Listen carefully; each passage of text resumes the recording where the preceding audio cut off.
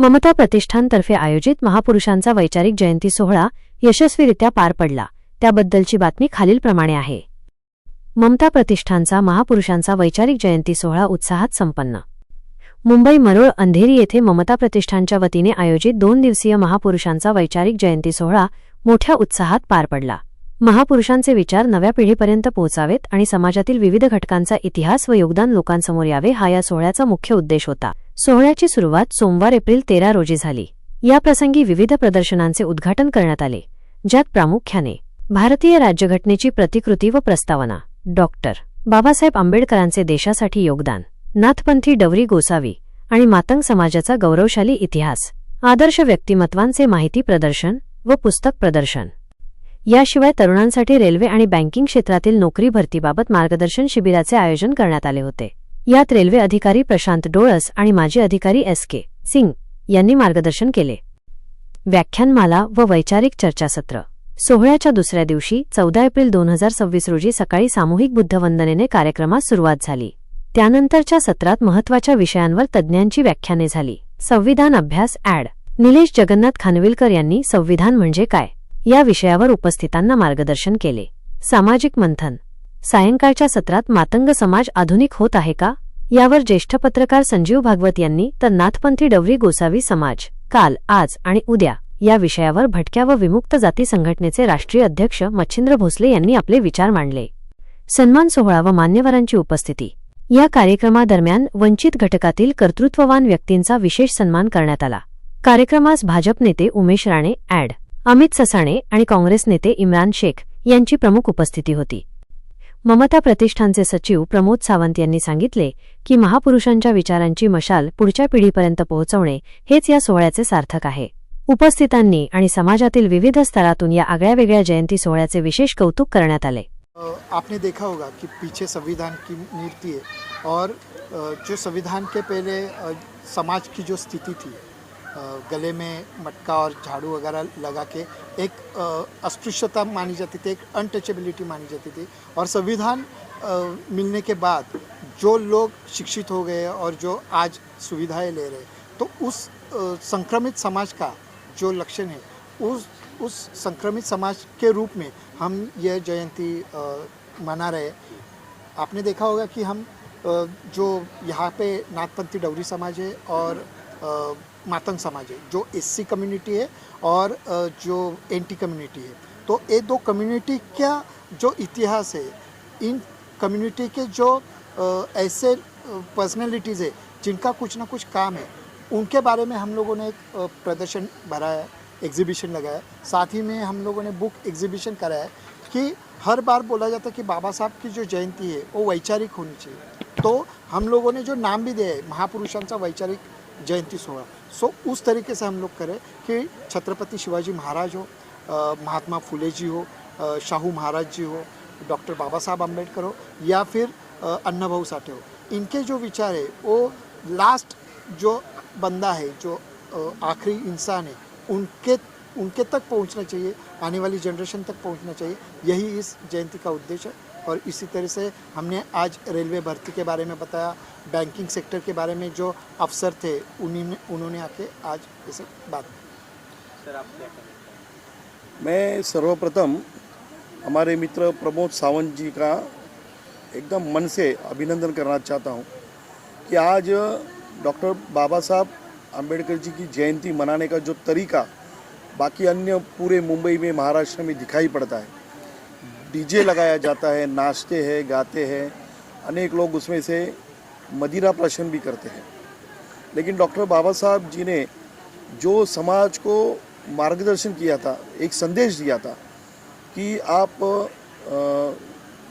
पढ़िए, संगठित होकर और संघर्ष कीजिए अपने उत्थान के लिए।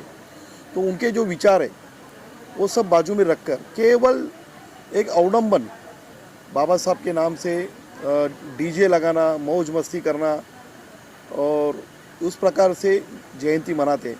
लेकिन हमारे मित्र प्रमोद सावंत जी हर साल यहाँ पर वो पुस्तक प्रदर्शन डॉक्टर बाबा साहब जी के जीवनी के ऊपर और उन्होंने लिखे हुए जो ग्रंथ या किताबें हैं उसका प्रदर्शन करते हैं, ऐसे कुछ प्रबोधनात्मक कार्यक्रम करते हैं और समाज को जागरूक करने का प्रयत्न करते हैं, सुशिक्षित करने का प्रयत्न करते हैं। इसलिए उनका बहुत मन से अभिनंदन मैं करता हूँ कि इस प्रकार की विचारों का प्रचार करके जयंती मनाने का जो काम वो करते हैं, वो आज के तारीख में बहुत ही जिन्हें हम लोग उंगलियों पर गिन सकते हैं इतने ही लोग कर रहे हैं। उसमें प्रमोद जी है और इसी प्रकार के कार्यक्रमों की आज समाज को ज़रूरत है। डॉक्टर बाबा साहब अम्बेडकर जी हो या जो भी महापुरुष हो, उन महापुरुषों ने जो समाज को मार्गदर्शन किया, जो विचार दिया है, वो विचारों पर चलने के लिए समाज को खड़ा करना, प्रवृत्त करना, इसकी आज ज़रूरत है।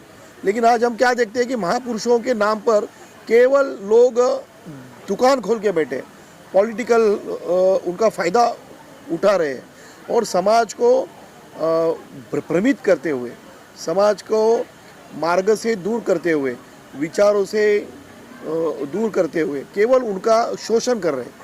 ऐसे लोगों के पीछे आज भीड़ इकट्ठा होती है, ऐसे लोगों को लोग नेता मानते हैं। और प्रमोद जी से जो लोग हैं जो जागरण का काम कर रहे हैं, प्रशिक्षण देने का काम कर रहे हैं, ऐसे लोगों के यहाँ पर उनको दुर्लक्षित किया जाता है। यह हमारा दुर्दैव है। मगर प्रमोद जी जो काम कर रहे हैं, हमारा उनको पूरी तरह से समर्थन है और इसी प्रकार से हर एक महापुरुष की जयंती हम लोगों ने मनानी चाहिए और इस प्रकार से ये मना रहे हैं, इसलिए उनका बहुत बहुत अभिनंदन। और इससे हम लोग सीख लेकर हम भी बाहर जाकर कुछ अच्छा काम करने की कोशिश करते हैं। मैं सर्वप्रथम सभी भीमानुयायियों को, सर्व भारतीयों को डॉक्टर बाबा साहेब अम्बेडकर जयंती के 135वीं जयंती के शुभकामनाएं देना चाहता हूँ। आज बाबा साहब को जयंती के 135 साल पश्चात आज समाज अपना कहाँ है, ये बताने की कोशिश हमारे मित्र प्रमोद जी कर रहे हैं। और इनकी जो लड़ाई है, जो वैचारिक लड़ाई ये लड़ रहे हैं, ये सभी लोगों से बहुत ही अलग है और ये लड़ाई किसी ने लड़नी चाहिए। तो हमारे मित्र प्रमोद जी ये लड़ाई लड़ रहे हैं, इसके लिए उनका मैं बहुत ही ऋणी हूँ और उनको शुभेच्छा देता हूँ और उनको पूरी तरीके से सपोर्ट हम देने का प्रयास करेंगे। ये इनको आश्वासन देता हूँ कि इनको कभी भी हमारी इस लड़ाई में ज़रूरत लगेगी तो हम आपके लिए 24 घंटा अवेलेबल है। तो इनको इस बात की शुभेच्छा है कि बहुत ही अच्छा उपक्रम समाज के लिए, समाज के प्रति ये दर्शा रहे हैं। जो डॉक्टर बाबा साहेब अम्बेडकर को अपेक्षित था वो कार्य प्रमोद जी कर रहे हैं और इसी तरह के कार्यक्रम और उपक्रम समाज में होने चाहिए, ना कि डीजे बजा के बाबा साहब की जयंती मनानी चाहिए। वो तो करनी ही चाहिए, लेकिन फिर भी इस तरह के कार्यक्रम बहुत ही ज़्यादा होने चाहिए जिससे समाज का उत्थान हो, समाज को कुछ मैसेज जाए, समाज का प्रबोधन हो। इस तरह के कार्यक्रम जो सभी विचारवंत मनाते थे, वैसे प्रमोद जी को हमारी शुभेच्छा है कि ऐसे कार्यक्रम करते रहें। प्रमोद जी, आपने कुछ अलग सा डिफरेंट सा ये जो आयोजन किया है, तो ये जनता, समाज और युवाओं को काफ़ी प्रेरित कर रहा है। युवाओं के लिए कितना ज़रूरी है कि बाबा साहब आम्बेडकर जी ने जो किया है उसके पथ पे तो चल रही है, लेकिन जो उन्होंने लिखा है वो बहुत सारा लिखा हुआ है, तो कितना ज़रूरी है कि युवाओं को उनकी प्रेरणा पे चलना चाहिए। आजकल का युवा जो है वो पूरा मोबाइल में जकड़ गया है, वो फिर कोई भी कास्ट का हो, मज़हब का हो, किसी भी इसका। मैं ये चाहता हूँ कि बाबा साहब ने जो लिखा है, जो उनका जो भी लिखा हुआ है, अगर वो ग्रंथ जो है वो अगर पढ़ेंगे तो भी बहुत सारा बदलाव आ सकता है। दूसरी बात, आज जो AI है या फिर नई टेक्नोलॉजी है, अगर बाबा साहब आज होते तो शायद AI टेक्नोलॉजी होती, नैनो टेक्नोलॉजी होती, बायोटेक्नोलॉजी होती, इसकी बात करते हो। उस ज़माने में उन्होंने प्रॉब्लम ऑफ रूपी लिखा, जो आज भी किसी भी इकोनॉमी प्रॉब्लम्स आते हैं तो उस पर वो सोल्यूशन देखा जाता है। तो आज बाबा साहब होते तो बायोटेक्नोलॉजी, नैनो टेक्नोलॉजी इस तरीके से वो अभ्यास करते। तो यही जो बात है वो आज के युवाओं ने आत्मसात करनी चाहिए। जो 20-25 साल आगे क्या होगा उसके बारे में सोचना चाहिए। आज ईरान अमेरिका का युद्ध हो रहा है या फिर अलग अलग तरीके से दुनिया में जो बातें हो रही है, तो उसको आधुनिक जो परिभाषा है उसको ध्यान में रखकर युवाओं ने वो आत्मसात करनी चाहिए जो टेक्नोलॉजी है, क्योंकि आज के दौर में खाली BA BCom करने से कुछ फ़ायदा नहीं होगा। आपको AI रिलेटेड या फिर आधुनिक जो भी तकनीकी है वो आना चाहिए और उस तकनीक को लेकर आगे बढ़ना चाहिए। दूसरी बात यहाँ पे मैं कहना चाहूँगा कि जाति और जो समाज है उसका एक भेद था जो 100 साल 150 साल पहले था। आज हम देखेंगे तो जो गीगा वर्कर्स हम बोलते हैं, जिसे उबेर वाले बोलेंगे या फिर जो भी टेक्नोलॉजी पे काम करने वाले वर्कर्स हैं, वो जो ब्लिंकिट वाला हो या फिर ज़ोमेटो वाला हो, अगर वो बंदा आपके दरवाजे पे आता है तो उसको पानी पूछो। वो जो पानी पूछना जो बात है ना, अगर वो पानी पूछेंगे तो बाबा साहब का विचार है वो आप लेके जा रहे हो। अगर आप उसको तुच्छतापूर्वक अगर करते हो तो आप वो बाबा साहब के विचारों, छत्रपति शिवाजी महाराज के विचारों वो नहीं कर रहे। अगर छत्रपति शिवाजी महाराज आज के ज़माने में होते तो तलवार नहीं लेते।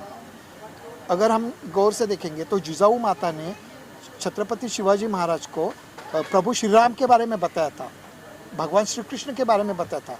बट शिवाजी महाराज जब उस टाइम पे थे तो उन्होंने धनुष्य बाण से युद्ध नहीं किया या फिर सुदर्शन चक्र नहीं चलाया, उन्होंने उस ज़माने का जो तलवार थी उससे किया था। तो अगर आज छत्रपति शिवाजी महाराज रहते तो वो भी AI या दूसरे टेक्नोलॉजी का इस्तेमाल करते। मैं युवाओं को यही कहना चाहूँगा, जो आज के युवा है दाढ़ी वगैरह बढ़ाते हैं, फिर चंद्रकोर वगैरह लगाते हैं, शिवाजी महाराज की जयंती मनाते हैं, बाबा साहब के इसमें भी नीला झंडा वगैरह पहनेंगे, फिर बाबा साहब के गाने वगैरह बजाएंगे। ये महापुरुष आज रहेंगे, आज होते तो उनको ये प्रेरित होता कि यही बात उनको वो कैसे देखते थे। तो ये हर एक ने देखना चाहिए। और जैसे मैंने बताया कि एक इंसान को इंसान के साथ जुड़ना चाहिए और उस तरीके से हमें देखना चाहिए। जय भीम, नमो बुद्धाय। मैं कहना कुछ ज़्यादा चाहता हूँ, बाबा साहब अम्बेडकर के बारे में सबको पता है। तो इस माहौल में अभी मैं जो पहुँचा हूँ तो मुझे इनके फादर की बहुत याद आ रही है। जो इनके फादर थे गांव में बहुत डैशिंग थे, वो निवडणूक लड़ते थे और यहाँ आके उन्होंने एक छोटे से बच्चों को ला के बहुत अच्छा उन्होंने प्रोग्रेस किया है और पुलिस खाते में भी थे। तो बहुत जेंटलमैन आदमी थे इनके फादर। तो मुझे आज उनकी याद आ रही है कि आज उनके बच्चे लोग हमारे इसके ऊपर बराबर धम्म के मार्ग पर है। तो मैं भी मंडल का अध्यक्ष हूँ, तो मेरा आना जायज़ था तो मैं आ गया।